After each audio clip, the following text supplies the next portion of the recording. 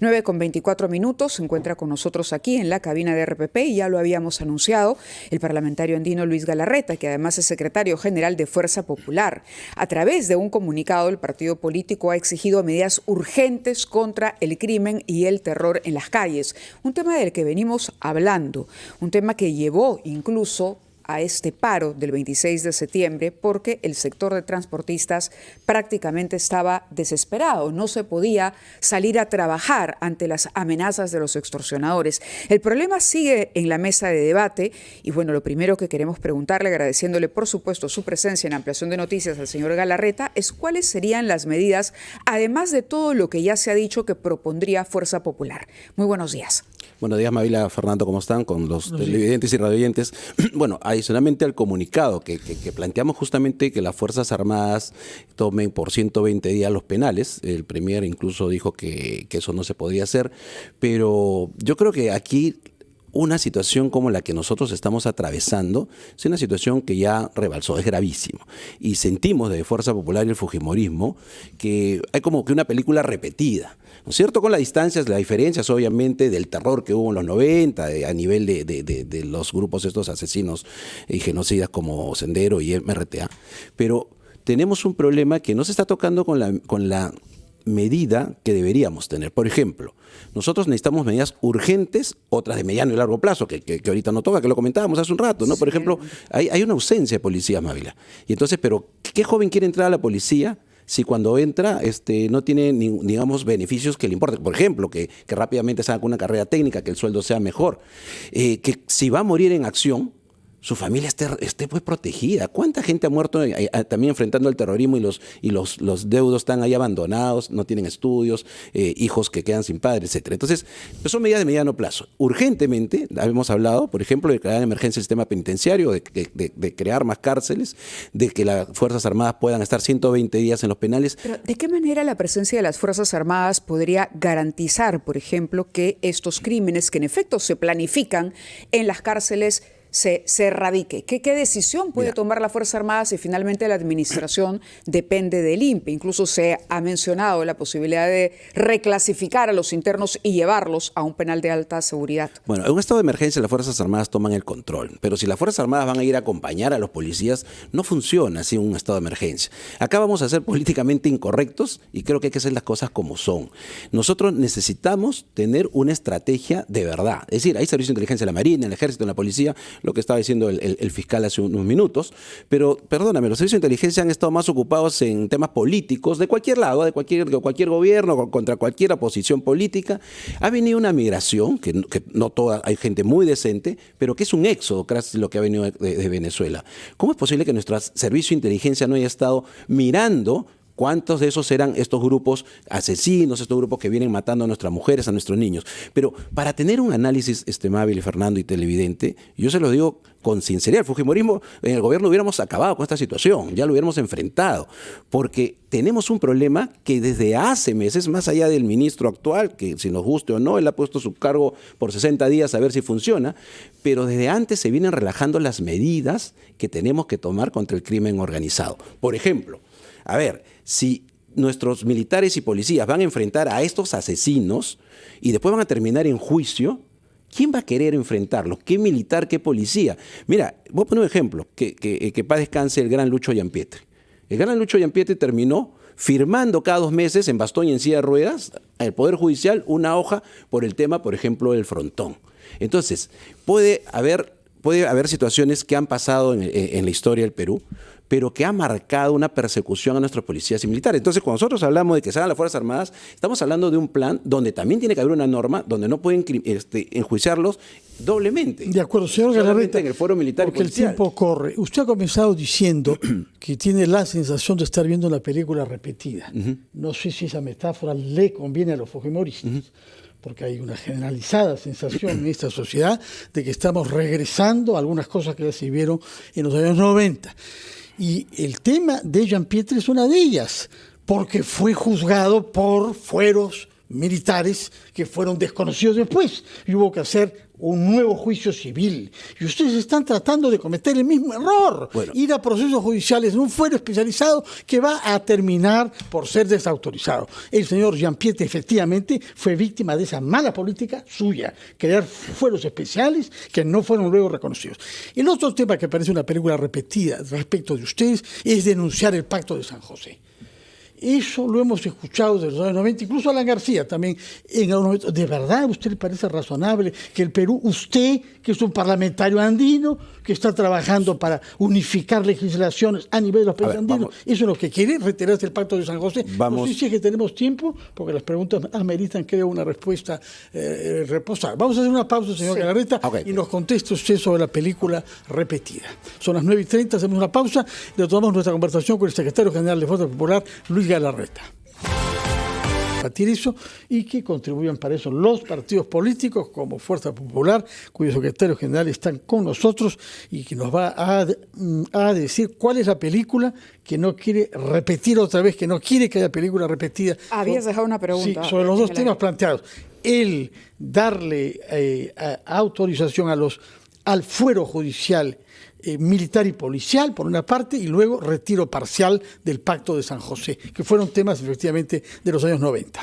Gracias, Fernando. A ver, bueno, yo respeto, obviamente, tu opinión, como la escucho en otras personas, pero vuelvo a repetir, es la vida de nuestras mujeres, nuestros hijos, de nuestra gente que está trabajando día a día, sus negocios, es la libertad hoy día está casi ya más abajo que la seguridad, como principio. Ya no hay libertad de trabajo.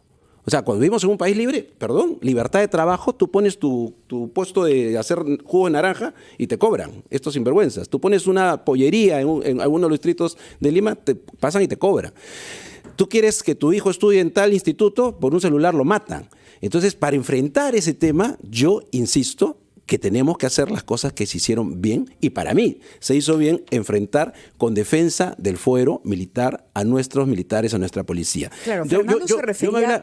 Voy algo ahorita, porque más allá de esa antigüedad, yo voy un poquito hace unos años atrás. Hace unos años atrás, el ministro Basombrío habló de un escuadrón de la muerte. ¿Sí? Había un grupo de inteligencia que iba donde asesinos confesos a enfrentarlos, y claro, había disparos y morían.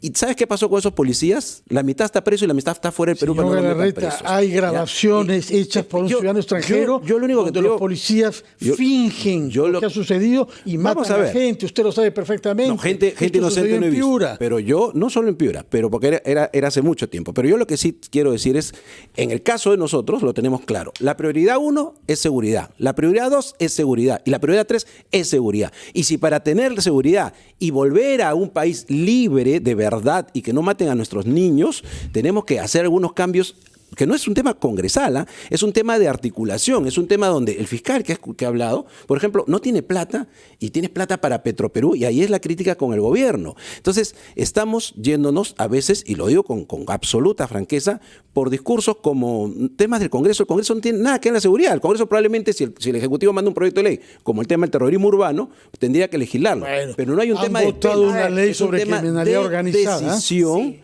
y de respaldo al gobierno, respaldo político y de respaldo a nuestras Fuerzas Armadas y policiales. Sí, son temas sin duda no hay derecho, porque no hay derecho, Mávila, no hay derecho que un policía muere y la familia está abandonada o va preso. Por eso, pero analicemos por matar otra a un delincuente. Propuestas que han hecho. En el punto 2, ustedes exigen, por ejemplo, en los próximos 20 días el gobierno debe presentar una propuesta consensuada de reforma del sistema de administración de justicia para evitar que malos elementos dentro del Poder Judicial y el Ministerio Público sigan perjudicando la correcta administración de justicia en el Perú y terminen liberando criminales. Pero permítanme la acotación. Se olvidan de la policía.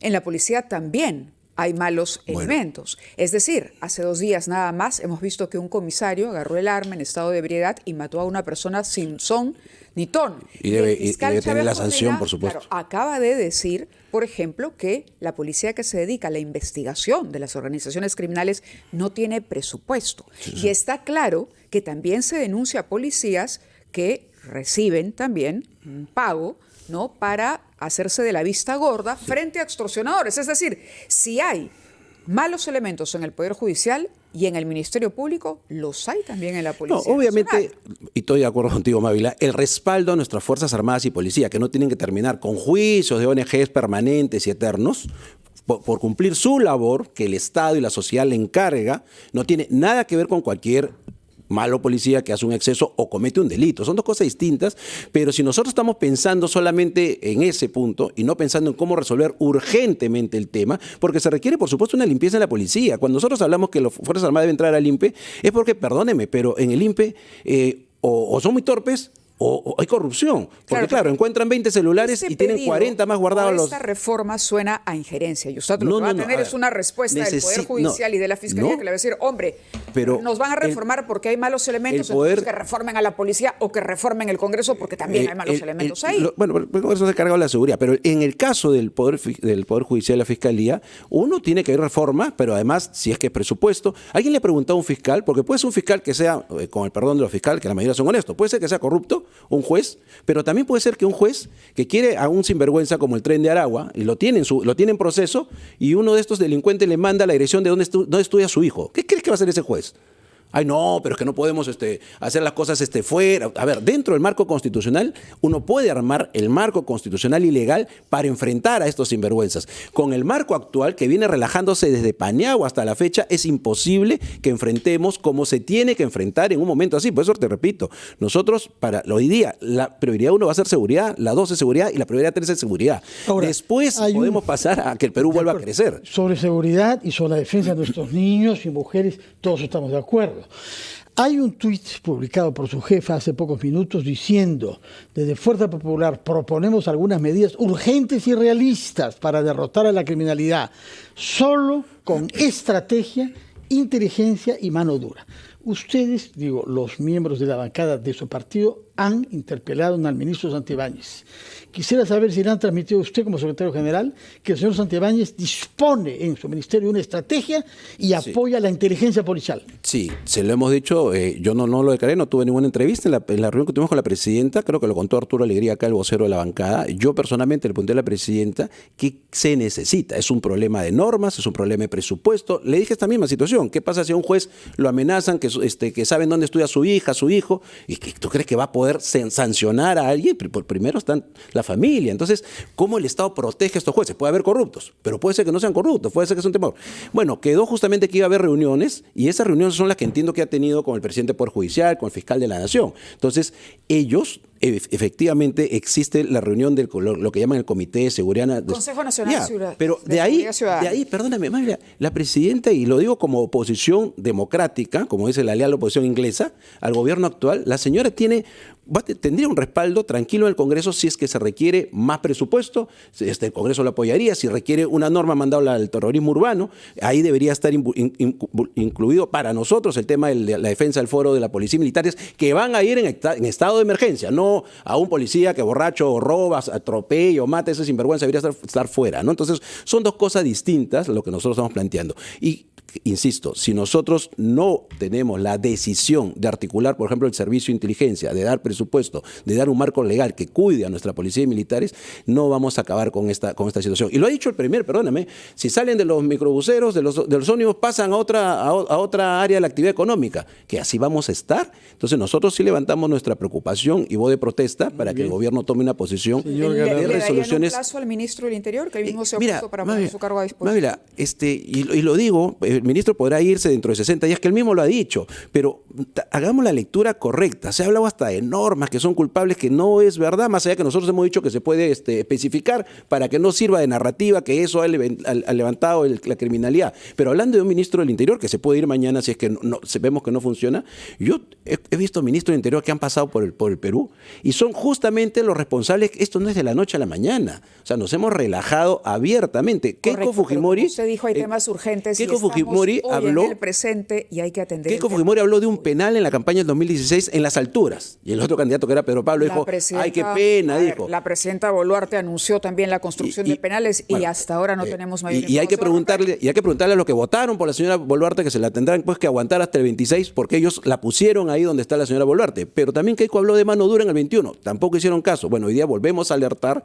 que si no tomamos las medidas, nada de políticamente correcto aquí, o enfrentamos como se enfrenta y como se enfrentó al terrorismo, con la diferencia obviamente y dentro de un marco constitucional. La democracia no tiene que ser débil ni boba, hay marco legal y si no hay que hacerlo. Luis Galarreta, muchas gracias por su presencia y por explicarnos los alcances del comunicado publicado por Fuerza Popular respecto de la crisis de seguridad, hay que llamarla así, que nuestro país está viviendo. Son las 9:50, despedimos al señor secretario general de Fuerza Popular y entramos al segmento final, Mávila, de ampliación de noticias.